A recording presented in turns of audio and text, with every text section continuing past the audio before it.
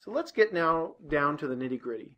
The goal of this entire code is to be a slightly more sophisticated version of the line follower. So what we're going to do is we're going to have a line follower code that basically runs until we're close to our object. As soon as we get close to our object, we want to pick it up. So let's look at that in a little bit more detail. So we're generally sitting here in our search for target mode. If a target is not found within 17 centimeters, we want to go into a line follower code. And what we're going to do here is we're going to do the same algorithm as before, turn right or turn left depending on the light sensor reading. But we're going to be a little bit more sophisticated. If we're close to our object but not within 17 centimeters, then we're going to go a little bit slower. So if we don't see any object within 30 centimeters, we're going to go fast. We're going to go speed 30. If we do see an object within 30 centimeters, but more than 17 centimeters, we're going to go slow as we approach the object. And then we come back to this decision point. If the target is found within 17 centimeters, we're going to pick it up. So we're going to lower our arm, close our gripper, and then raise our arm. And we're going to do one other check at the end of that to read our touch sensor and confirm whether or not we picked up an object. So if the touch sensor is pressed after lowering, closing, and then raising again, we're going to make a sound and then write success onto the screen. But if we don't see the touch sensor, we're going to write a failure. So these are all pieces of the puzzle that will be helpful in the FTC context to make really sophisticated autonomous code. But in this case, it's just the starting point. So you could say that you could make a different, you don't need to go, if you have not picked up the object, back into the line follower. You can do a different action. So the idea here is that we're going to do just a simple starting point, and with this code as a starting point, you could easily extend it for different behaviors. So we're going to keep circling back to this diagram here, but let's dive into LabVIEW now and actually start our code. Start writing our code. So I'm going to make a brand new VI here. So from within our Robot Project Center, you could do a brand new one in a brand new project, but in this case, since I've already gone into my schematic editor and added my two servos, this is a great place to start. So I'm going to do new VI, and VI for NXT target. I'm going to give a name for it, and I'm just going to call it arm and gripper. Create this VI, and we've got our blank slate. So don't get too worried. Don't get the white block diagram fear going. We know exactly where we need to start. So let's actually start by giving our servos, which are the new piece of the puzzle here, a starting position. So the easiest way to do that is on the NXT.io.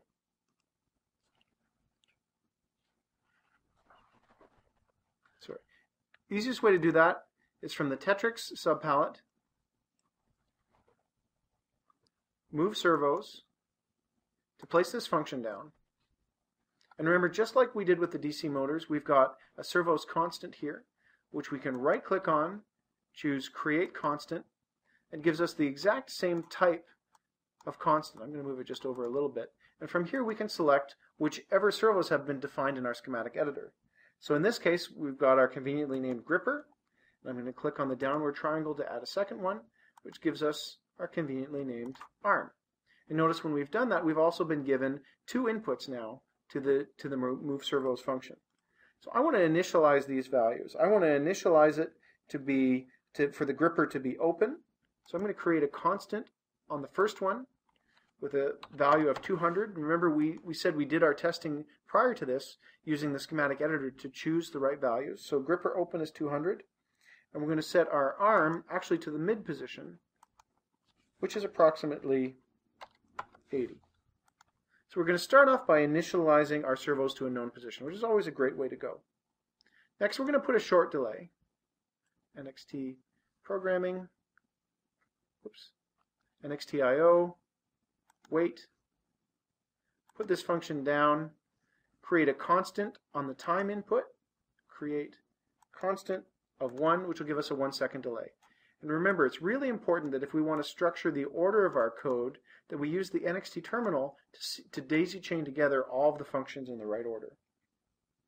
So the next thing we want to do is we actually want to put a message up on the screen. We want to say searching for target, because that's the initial place. And we already have that screen update sub-VI. So when we bring up our functions palette, select a VI is the first choice. What that allows us to do is to pick a VI from somewhere on our hard drive. So we've got our screen update sub VI. I'm going to place that guy down. Again, context help will remind us what the inputs and outputs are. Under line 5 text, I'm going to create a constant here, say searching. And in our line 6 text, create a constant for target. And even though it moved it up to the top, I'm just going to reposition it to make sure our wires are where we want them. I'm going to use my NXT terminals to sequence this up. Just move things around a little bit to keep it clean. So remember that the other thing that we get out of this, in addition to updating the NXT displays, we get our sensor values. So we've got a sonar distance, which is exactly what we want to use to check whether we're seeing an object or not. So remember that value of 17 is our threshold.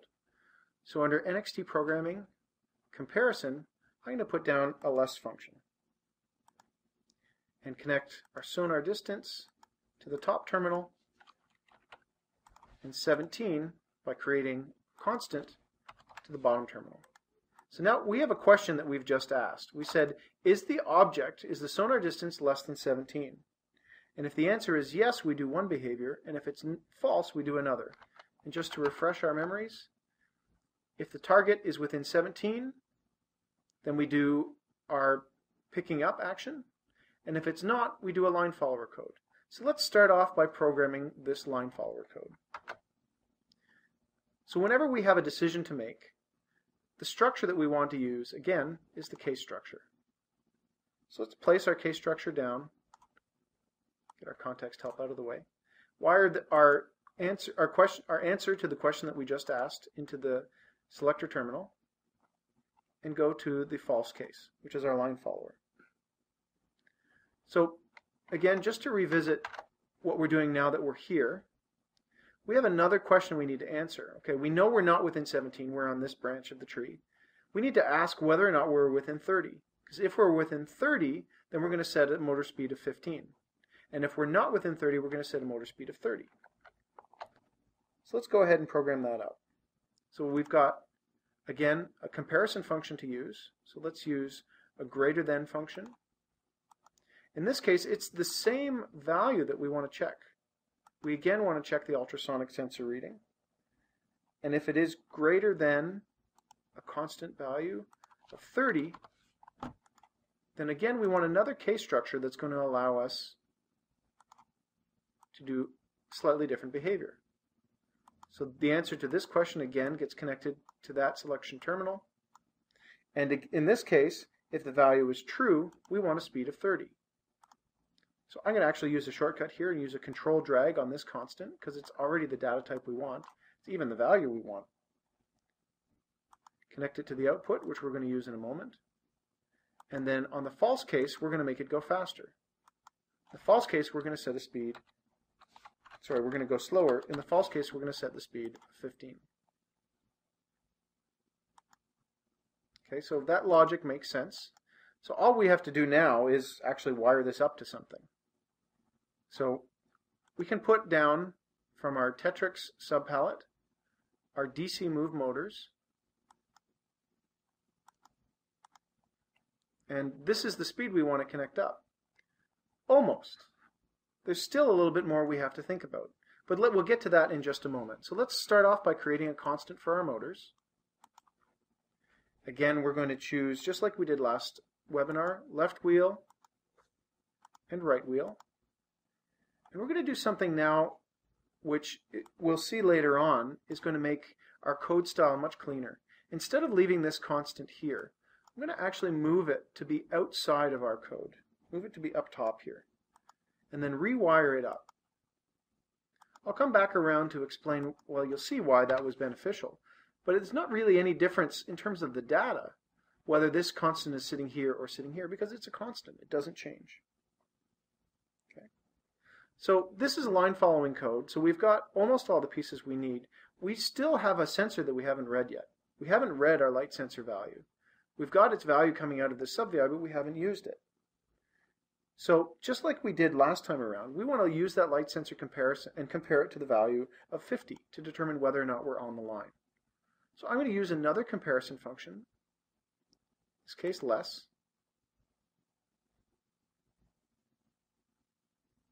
Plan my code out a little bit. I'm going to move this guy down. You can select a bunch of things, use the shift and control keys, use the shift key to select multiple items. I'm just going to move this down out of the way and take my value from my light sensor into here, into the top terminal of this comparison function. Position it properly, create a constant of 50, and now this is what we're going to use to decide whether we're turning right or left. So because we have asked a question, we want to answer that question by deciding which way to turn. So we're going to answer that question again using a case structure from the structures palette and surrounding our DC motor move command. You'll see in a moment why what we've done is really quite convenient. So in this case, if the value is less than 50, in our true case, we want to put the speed value into the left wheel. And we want to make our right wheel go value of 0. So by putting a speed into our left wheel, we're going to make sure that we turn right.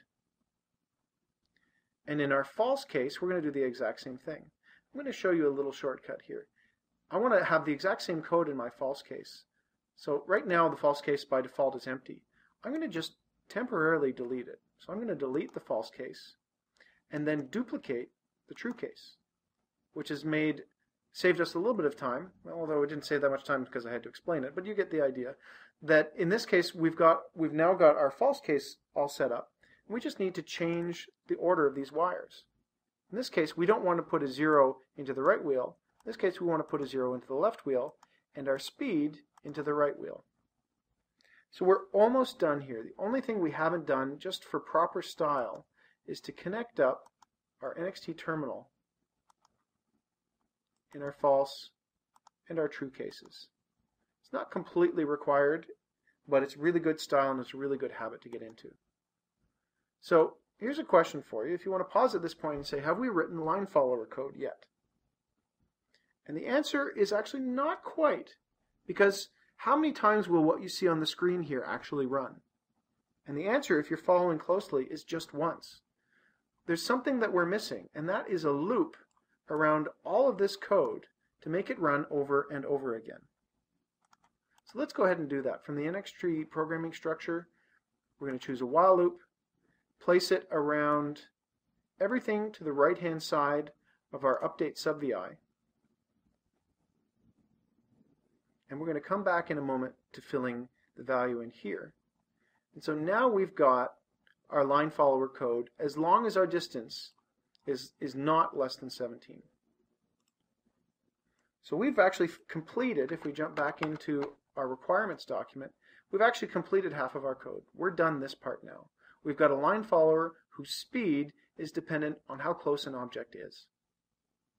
So let's now do this next part of the code. So the next part of the code is when the object is found within 17 centimeters, we're going to lower the arm, we're going to close the gripper, and then we're going to raise the arm. And then we'll do a little check on the touch sensor as well. So this is now in the true case of the answer to this question. So is the sonar distance less than 17? Yes. So now let's put in some code. So I'm going to start off by giving a little bit of feedback to the user. So I'm going to cheat, maybe not cheat, but save a little bit of time by doing a control drag of this first code that we used with the screen update sub-VI. In this case, I'm going to wire up the NXT terminal. We're not going to say searching for target, we're going to say found. Let's give a little bit more update. We're going to say what we're doing, we're grabbing. Okay. And at this stage, the next thing we need to do is we actually want to stop driving. Because remember, we got to this point by following a line. So let's take our DC motor command, do a control drag, bring it out here, and then put it back inside here, wire it up, and wire up our constant. And now you see why having this constant outside here has saved us a little bit of time. We don't have to recreate the constant inside here because we've got it and we've got access to that wire. In really good LabVIEW programming style, you wouldn't want a wire ever going to the left. So we'll actually move it over here so that it lines up. And then this guy you'll see has moved over, so he's fine too. So back in this case, we want to stop the motor, so we want to put a constant value of 0 for both powers. And so we've stopped. Now we want to do another short delay before we start moving the gripper. And again, we've got a lot of these functions that we're going to need already sitting here. So I'll do a control copy of our time delay, sequence him up, and now we've got a 1 second delay after stopping. And now what we want to do is I'm actually going to just make a little bit of a note here, which is going to just help us remember what the goal is. So here we want to move the arm down, and I'm going to say to 190. So we started off with our arm at a value of 80, and we want to move it from 80 to 190. And so the labeling tool, which you can access just by double-clicking anywhere in our block diagram, is a great way to make sure your code is readable. It's a nice way to give yourself little cheat sheets as well. And I'm going to make a note here. Let's start from 80 with 10 millisecond delay. So we already talked a little bit about how we're going to use the for loop to solve this problem. So let's go ahead and place a for loop structure down from the structures palette. We have for loop. We click to drag. Let's just think about the problem a little bit. So we're going from 190 to 80. So how many steps is that? That's actually 90 steps. So the number that I want to wire up to my count terminal, if I create a constant, is 90. We start at 80, 80 up. Sorry, we start, oh, I made a mistake somewhere. So we're actually going to go from 100 to 190. Okay. So in this case, we're going to move that servo a little bit. From 100 and then up to 190. So that's 90 steps. Hey, you know what? Let's be consistent. Let's fix this on the fly. Let's actually go right from 80 to 190. So that's 110 steps. So let's go ahead and do that. So our count terminal should be 110. And let's put what we want to do inside here is give it a servo command. So we've already got a servo function sitting here. So let's take this function, just like before, control drag it to be inside the loop. Connect up all the terminals that we need. So we need a constant wired to the servos. And again, we've got this guy sitting outside the loop. So let's go ahead and take that. I'm going to just go up and around. So now we've got our gripper and arm servo constant wired into this guy. We've got our NXT terminal available there. Let's just do a little bit of math now to decide what values to put in. So we're not going to move, as we're doing this, we're not going to move the gripper. We're just going to move the arm. So our gripper value, we can put in another constant and leave it at 200. So we notice here that our gripper started at 280, and we're staying at 200, and this time we're going to go from 80 to 190. So let's do a little bit of math. It's really simple, actually. We just need to add together from our numeric subpalette the starting point, which is 100,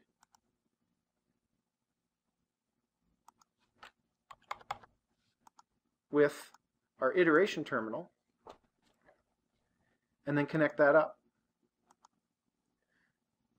So what this is going to do is first time through the loop, it's going to give it a value of 100.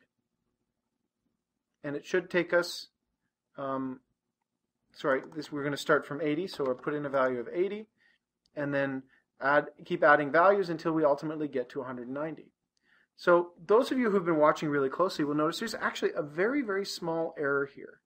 And the reason was described earlier, that the way for loops work is that the iteration terminal actually starts at 0. So the first time through this, I'm adding to 80, I'm adding a value of 0. What I really want is to add a value of 1, because at the end of this, at the 110th time through this loop, this value is actually going to be 109. And we're not going to get all the way to 190. We're actually going to get to 189. So to solve that problem, we right-click, and we're going to insert in the wire. So we're right-clicking right on the wire to insert from the numeric palette an increment function. What that's going to do is make sure that the value out of here, out of this side, starts at 1. And so we're going to actually go from 81 all the way to 190. So again, my label has to actually be updated to start at 81 and go all the way to 190. And at this point, there's not been any point in doing this. Remember, the whole reason we're going to do the for loop is to make sure that it goes smoothly and slowly.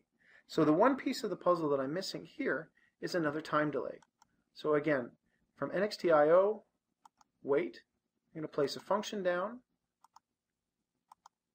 choose its time type to be milliseconds now, and put in a value of 10. So what this is going to do is make sure that we move slowly from a position of 81 to a position of 90 on the gripper. So the next pieces of what we need to do in this code are actually very, very similar. We just are changing around exactly which servos are moving, exactly where they're moving to, and also their time delay. And also again putting in a time delay. So what I want to do at this time is we're going to provide the solution to this code is available from tetrixrobotics.com. I'm going to jump right into the solution because the last three pieces of this are very, very similar. I'm going to just show it quickly to make sure that everyone sees it. But given the time that's available left in this webinar, I want to make sure that there's time left for some question and answer. Okay. So what I'm going to do now is I'm going to actually save and close this. I'm going to close this project and go back to the same project that you'd be able to access directly from tetrixrobotics.com. So if you were to go to extension 2, which is the arm and gripper extension, under programming, sample programs, and then arm and gripper, this is a link to a zip file which contains the complete solution to this particular activity. So I've already got this pulled down. So if I go to my arm and gripper robot project, inside LabVIEW, open up the code, you'll see it's very close to what we just created. But in the true case, instead of just one for loop with the delay, there's actually 3 steps. So this is where it moves the arm down, and you see this is the arm servo as we just did. Then it closes the gripper servo. So here we see that the arm servo is constant, but now the gripper servo, his value is changing.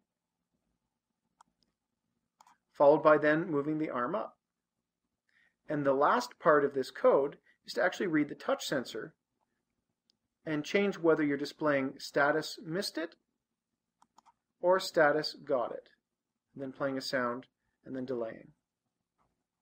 And the last piece that I'm going to talk about is the way that the loop was stopped based on the NXT buttons. And we talked about that previously, but again, just to refresh, under NXT.io, under sensors, when you place that down, you've got the option to choose NXT buttons, which means your code will run over and over again, essentially solving this problem until you press one of the buttons on the front, until you press the enter button on the front of the NXT. So what I'd like to do now is thank you very much for joining this second webinar. I'll remind you that there's an excellent landing page, tetrixrobotics.com/FTC, where you can register for the upcoming webinars. You can download the videos for each of the completed webinars, and you can access all the material that we're referring in these webinars. So thank you very much for your time, and have a wonderful day.